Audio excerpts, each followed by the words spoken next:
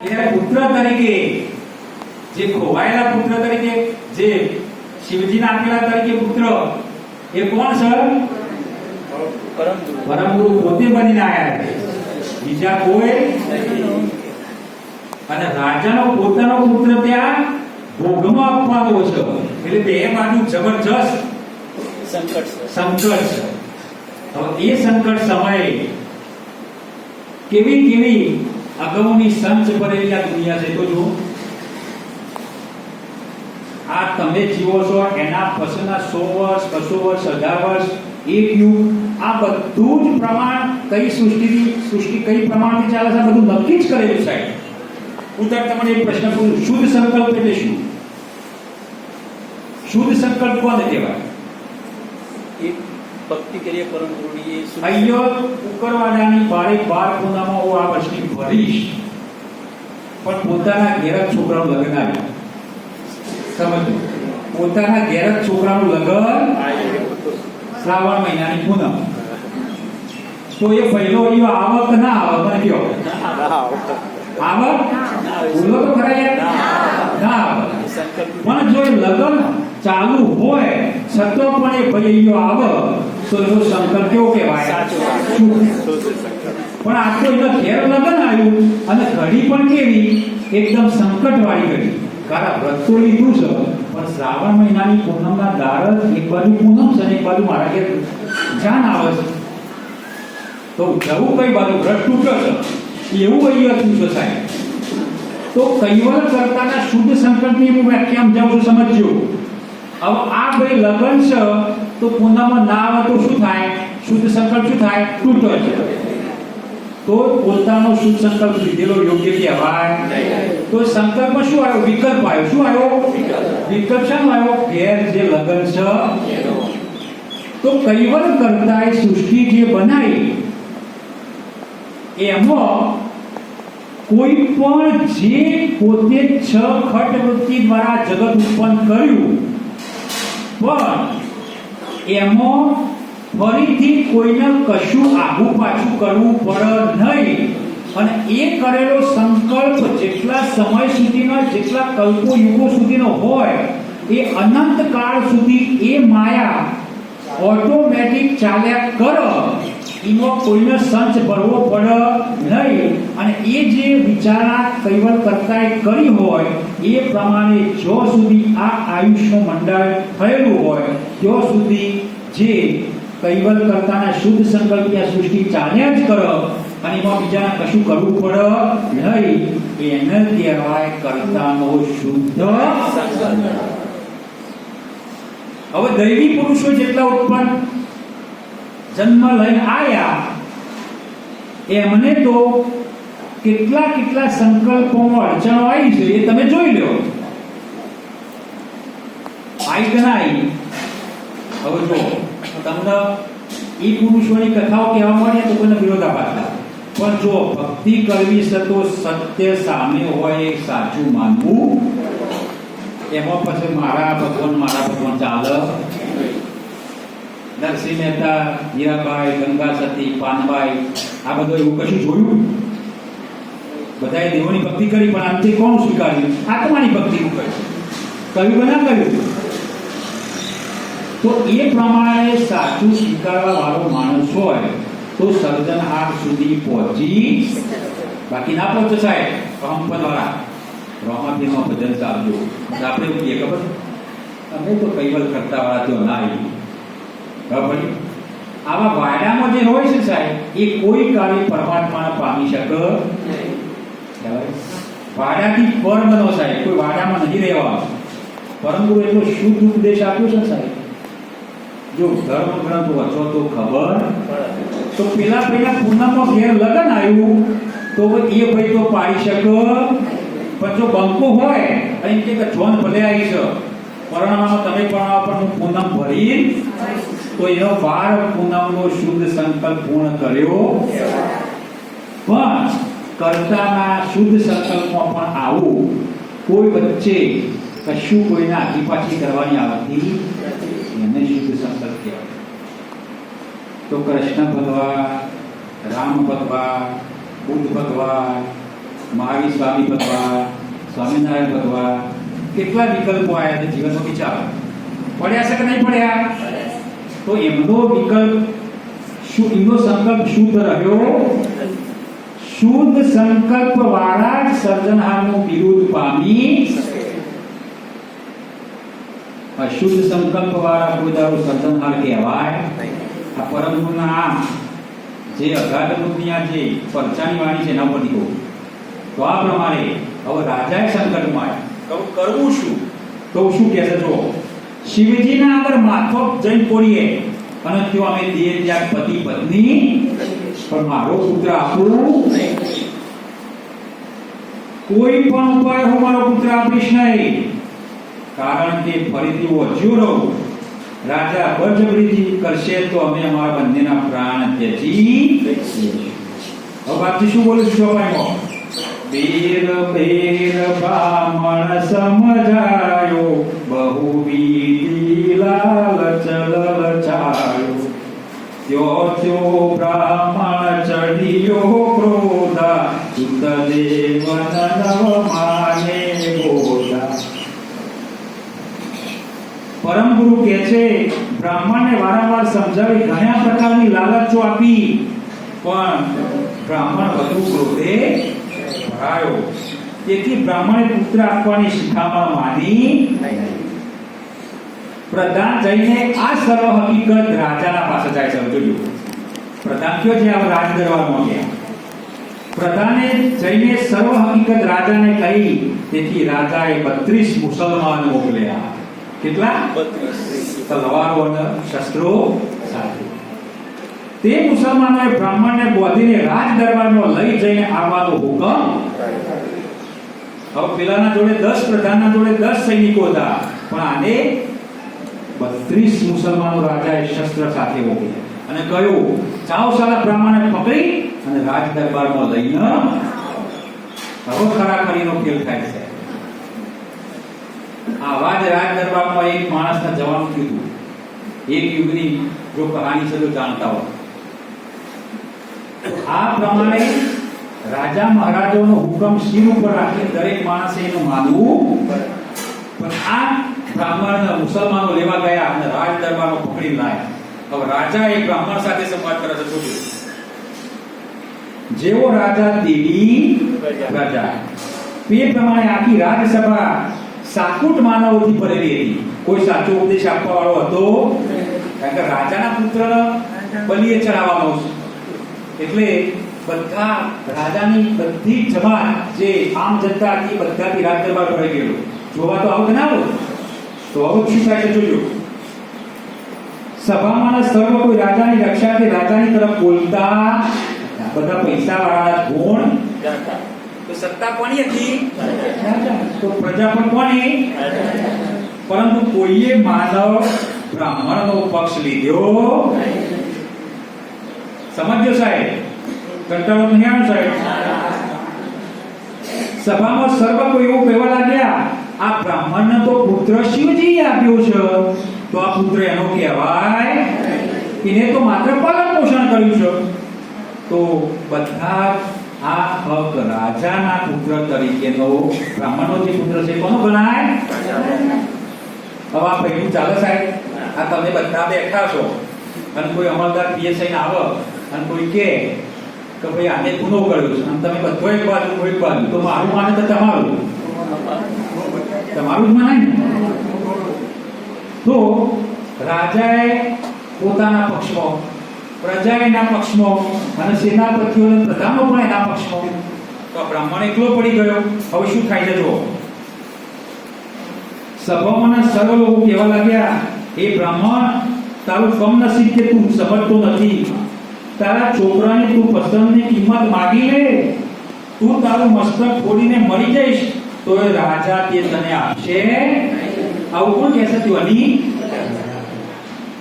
વળી તું કહે છે કે હું શિવજી પાસે જઈશ, ત્યારે તો તું રાજાનો ચોર થઈશ.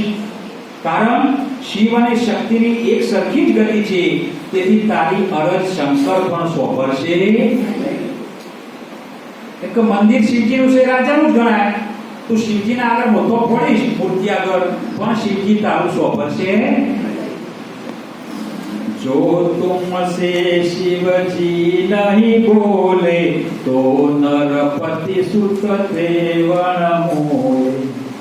તે માટે બ્રાહ્મણ શિવ માનો આઈ મન વંદે સભાય. જો તારી સાથે શિવજી નહીં બોલે તો રાજા વગર કિંમતે પુત્ર લઈ લેશે. વગર કિંમતે તારો પુત્ર રાજા લઈ.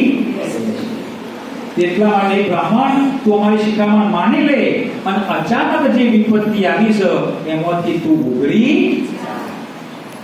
આવું કહે છે. જો રાજા અત્યારે તને ગામ આપવા માંગે છે, જિલ્લો આપવા માંગે છે, રાજ્યમાં ઘણા તને પ્રદેશો આપવા માંગે છે, તો તને જે ગમે તું લઈ લે. અને જો અંતે તું નહીં માનીશ તો રાજા સારા પુત્રને તો હવે ભાઈ આપણું મન કેવું એવું મારું ચંચળ ડોબ્યું. ચલો કે આપણું તારું શું હતું કશું બાળક, અમે મને મંદિરમાંથી મળીશું તો રાજા આટલી બધી સમૃદ્ધિ આપો છે એક બાળકના બદલામાં, તો લઈ લેવા દે. તો જો બધો બ્રાહ્મણ અને બ્રાહ્મણી બંને એ ચર્ચા કરે છે. આખી સભા પ્રમાણે બોલી ત્યારે બ્રાહ્મણની ધીરજ ડગમગવા લાગી. બ્રાહ્મણે પોતાના મનમાં વિચાર કર્યો કે આ પુત્ર તો શિવજી મને પ્રસન્ન થઈને આપ્યો છે, અને તે પણ સપનામાં. મેં માગ્યો, મારા સપનામાં શિવજીએ મારી સેવાથી આ પુત્ર મને આપ્યો. સપનું તો સાચું હોય અને જૂઠું પણ. જેનો જવાબ છો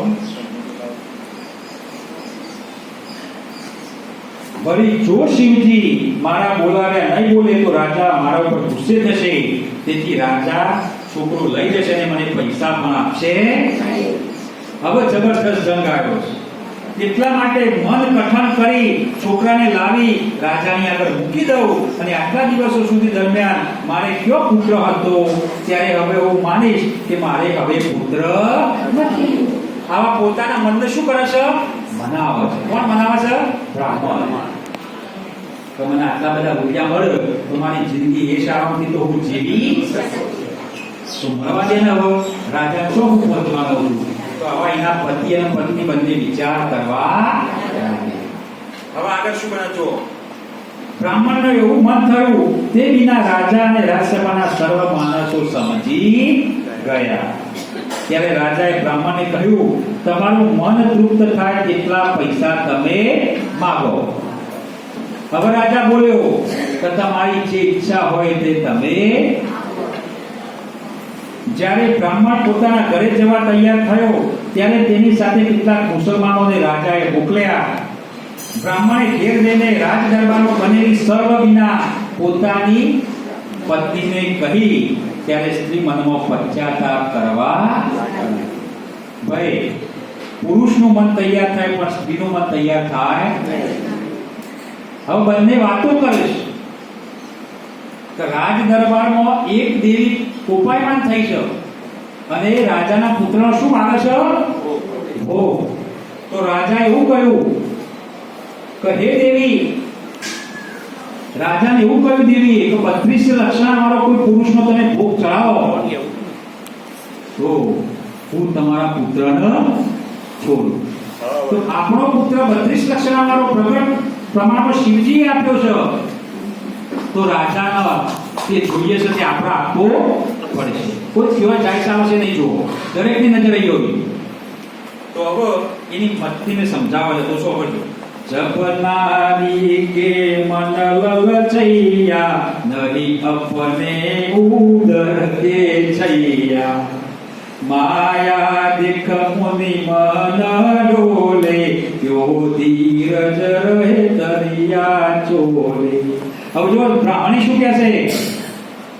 તે સ્ત્રીએ મન લલચાતો તેણીએ વિચાર્યું કે આ છોકરો મારા ઉદરથી જન્મેલો અને માયા જોઈને મુનિનું પણ મન ચલાયમાન થાય તે પ્રમાણે બ્રાહ્મણી પણ એનું મન પુત્ર આપવા માટે તૈયાર. હવે જો શું થાય છે? પતિ પત્ની બંનેને માયાના મોહથી પુત્રનો ત્યાગ કરી પુત્ર આપવાનું નક્કી કર્યું અને તે બ્રાહ્મણે કહ્યું, હે સુહાગણ સ્ત્રી, તું સોબર કે રાજા પાસે કેટલા રૂપિયાની માંગણી કરું? હવે બ્રાહ્મણે નહીં, પેલો બ્રાહ્મણ કહે છે તો બોલો રાજા પાસે હું કેટલા રૂપિયા માંગુ? ત્યારે તે સ્ત્રી પ્રેમપૂર્વક બોલી, 3 લાખ રૂપિયા માંગી લેજો. સાહેબ, એ વખતના 3 લાખ એટલે માયાને જોઈ મન લલચાવાથી પતિ પત્ની બંને પોતાના હૃદયમાં પુત્રને પ્રેમ કાઢી નાખ્યો. હવે એમ કે કોઈ વસ્તુ તો ચડી હોય સાહેબ, મોબાઈલ ખ્યાલ આવ્યો, અને ફરીથી એ ખોવાઈ જાય તો કોઈ મન આપણું બગડે, કોઈ પશ્ચાતાપ ના થાય. એમ આ છોકરો શિવજી આપ્યો તો બ્રાહ્મણ બ્રાહ્મણી એ છોકરાને આપવા માટે તૈયાર. હવે સારો પ્રસંગ આવે સમજજો સાહેબ. દરેક જીવો પોતાના સ્વાર્થ માટે સંગાતી હોય છે. વખતે પરમગુરુ બાપજી કીધું, દરેક જીવ પોતાના સ્વાર્થથી જ સંગાતે હોય છે. કારણ બ્રાહ્મણ અને બ્રાહ્મણીએ પુત્રના પ્રેમ ત્યજી દઈને માયામાં પ્રેમ જોડ્યો અને આ પ્રમાણે પતિ પત્ની પોતાના પુત્રને લઈને રાજા પાસે ગયા. તે રાજાએ બ્રાહ્મણને કહ્યું, તમે અને તમારી પત્ની બંનેને જે માગવું હોય તે માગી લો. ત્યારે બ્રાહ્મણે કહ્યું કે મારી પત્નીએ ખણખણતા 3 લાખ રૂપિયા માંગ્યા છે. ત્યારે રાજાએ શાહબાઓને બોલાવીને વિલંબ કર્યા સિવાય ટૂંક 3 લાખ રૂપિયા બ્રાહ્મણને આપી દીધા. અને તેટલામાં કોઈ માણસે મને કહ્યું, તારા પિતાએ તો તને કિંમતથી રાજાને વેચી માર્યો છે. કોણ બોલ્યું? આ પરમ ગુરુ બોલ્યા. તો મને રાજસભામાં એક પુરુષે કહ્યું, તારા એ બાળક, તમે તો 3 લાખમાં તારા માતા પિતાએ રાજાને, પણ એ માણસને જો ખબર છે કે આ તો વિશ્વના સર્જનહાર ખુદ છે. આપણને ખબર પડે કેવું બાળ સ્વરૂપે પરચો મળ્યો છે તો જો ને. અને આ બધો સંવાદ એ વિશ્વબ્રહ્મ વિશ્વમાં પરમ ગુરુને કરુણાસાગર એકબીજાના પ્રશ્નના જવાબ સ્વરૂપે એક ગ્રંથની રચના કરી. अपलरका तुई क्या ही करही राजा ले शक्ति पे धरही तब मही भय आनंद ओदा भले बनो ऐसे संजोगा. પરમ ગુરુ તો જાણશે સાહેબ, એટલે શું કરજો, એ છોકરા હવે તું શું કરીશ? આવા સભા બેઠી હોય ને એમાં પેલો માનવ પરમ ગુરુ કહે છે કે બધા તું કરી શકે, તું તો તારા મા બાપનો હવે પારકો બની ગયો. કારણ કે રાજા તને લઈ જઈને પેલી દેવીના આગળ ભોગ ધરાવશે. ત્યારે તે વખતે મને ઘણો જ આનંદ થયો અને આવો સંયોગ બન્યો એ હું રાહ જોઈ રહ્યો હતો. આવા સંયોગનો તો હું રાહ જોઈ રહ્યો હતો અને આવો સંયોગ હવા સમજો. अब प्रगट होई जाऊ सब दीपा करू होई मोई शक्ति समीपा बहरू राजा मन पठाए अमही कूले वन कुहाय. હવે હું આખા દીપમાં પ્રખ્યાત થઈ જઈશ અને શક્તિની સન્મુખ મારા જ્ઞાનનો ઉપદેશ કરીશ. ત્યાર પછી રાજાએ માણસો મોકલ્યા ને તે માણસો મને લેવા માટે મારા ઘરે. વિચારો, પરમ ગુરુ મનોમન કહે છે કે હવે ખરો યોગ આવ્યો છે આ દીપની અંદર અને હવે હું સર્જનહારનું જ્ઞાન રાજાને આપીશ અને એ રાજા દ્વારા આખા દીપમાં એ જ્ઞાનનો પ્રચારો. સમજો, બ્રાહ્મણ મને શણગાર પહેરાવી ઉપલબ્ધ રીતે કલ્પના કરતા મને તે માણસોને આપી દીધો. જે રાજાના માણસો લેવા આવ્યા ને પરમ ગુરુને, એમને શણગાર સજાવી ઉપલબ્ધ પાછા અંદર તો આપવાનો જ ભાવ છે પણ ઉપરથી શું કરે છે, રુદન કરે છે બ્રાહ્મણ બ્રાહ્મણી. ખબર પડી? અને રાજાના માણસોને આપી દીધો. તે વખતે પતિ પત્ની બંને વારંવાર મને લઈને છાતી સરખો લગાવી અને હે વહાલસોએ મારા પુત્ર, જો ખુદ રાજા ટોક્યો છે તો અમે શું કરીએ? એવું મનોમન કહે છે કે રાજાએ તને માંગ્યો છે તો અમે તારો બચાવ કરી શકીએ એમ. કેવી રચના કરી છે તો જો સાહેબ, પરમ ગુરુએ સંતનારે કેવું ગ્રંથ રચ્યું છે તો જુઓ. એવું પેલા બ્રાહ્મણી કોણ કીશે? પેલા પુત્રને. પણ એકને ખબર નહીં કે આ પરમ ગુરુ સર્વેશ્વર સ્વામી છે. કોઈને ખબર અને ખબર હોય સાહેબ તો ઉદ્ધાર ના થઈ જાય. સમજો, તેઓના હૃદયમાં માયાનો પ્રેમ હતો, પરંતુ ઉપલબ્ધ રીતે પસ્તાવો પણ હતો. નેત્રમાં કૃત્રિમ અસુ લાવીને નેત્રો મચોળતા હતા, પરંતુ હૃદયમાં સાચો ભાવ હતો. તે બ્રાહ્મણના કુટુંબના માણસો શુદ્ધ મનથી કલ્પના કરીને બ્રાહ્મણને કહેવા લાગ્યા કે હે પાપી, તને ધિક્કાર છે, તે મારવા માટે પુત્ર આપ્યો. આ પ્રમાણે સર્વ કોઈ ઠપકો આપવા લાગ્યા. ત્યારે તે અભાગી બ્રાહ્મણ રુદન કરવા, પેલા તો ખબર પડી પણ બીજા તો હોય ને સારું કરવા વાળા, એ બધોએ કહ્યું કે હે ડફોર, તને શરમ નહીં આવતી કે કોઈ 3 લાખ રૂપિયાના બદલામાં તું રાજાને પુત્ર આપી દીધું? પણ બ્રાહ્મણ એ પ્રમાણે રુદન કરવા લાગ્યો.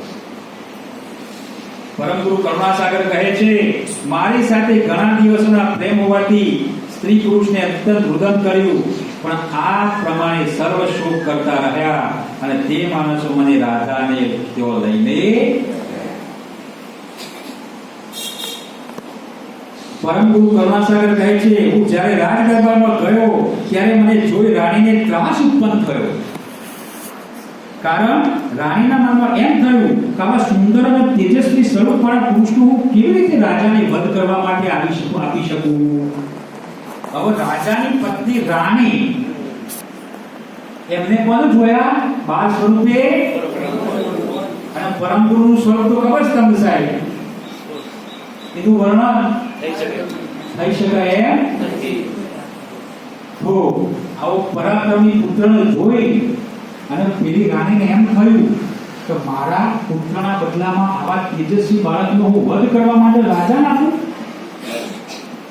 તે રાણીનું મન ક્રોધિત થયું કે આવા પુરુષનો વધ ઉપર ચડાવાય. સમજો, જો આ પુરુષનો શક્તિ આગળ વધ કરવામાં આવશે તો આખું રાજ્ય નાશ પામશે, નિર્વંશ થઈ જશે. આ પ્રમાણે સર્વ રાણીઓ કહેવા લાગી, કારણ કે તે સર્વના મનમાં કપટ ન હતું, પણ સાચી ભાવના પરમ ગુરુ પ્રત્યે હતી. તો બધી 300 રાજા જે રાણીઓ હતી ને આજે, એ બધી જ ચિંતા કરવા લાગી, આવો પરાક્રમી